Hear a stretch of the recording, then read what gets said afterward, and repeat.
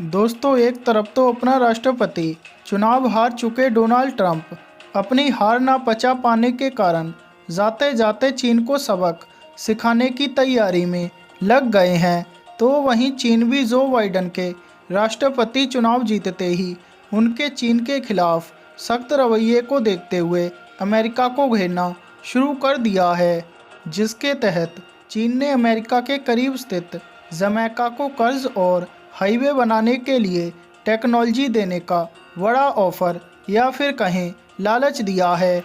ऐसे में अगर जमैका चीन के इस लालच भरे ऑफर को स्वीकार कर लेता है तो अमेरिका की नाक के नीचे तक चीन की पकड़ हो जाएगी।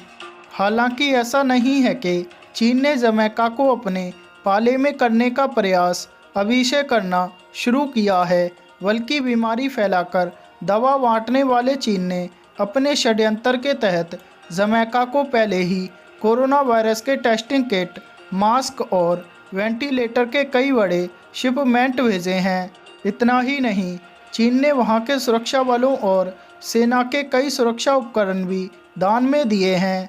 चीन की सरकार लोन के अलावा चीनी कंपनियों के निवेश, राजनयिक और सांस्कृतिक आदान प्रदान बढ़ाने की भी कोशिश कर रही है। इसी के कारण जमैका में सांस्कृतिक केंद्रों का एक नेटवर्क बनाया गया है।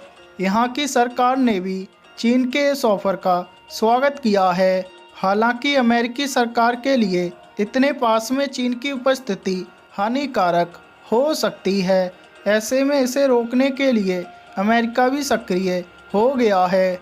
दरअसल कैरेबियन द्वीप समूह में कई छोटे छोटे देश बसे हुए हैं।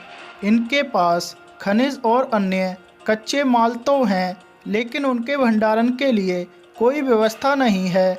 ऐसे में चीन कैरेबियाई देशों की इस कमजोरी का फ़ायदा उठाना चाहता है, जिसके चलते लॉजिस्टिक्स, बैंकिंग और वाणिज्य के क्षेत्र में सक्रिय कई चीनी कंपनियां इन देशों में अपना व्यापार बढ़ाने की कोशिश कर रही हैं। अब इसी से अंदाज़ा लगाया जा सकता है कि चीन इस समय दुनिया भर के देशों के साथ डेब्ट ट्रैप डिप्लोमेसी यानी कर्ज के जाल का खेल खेल रहा है।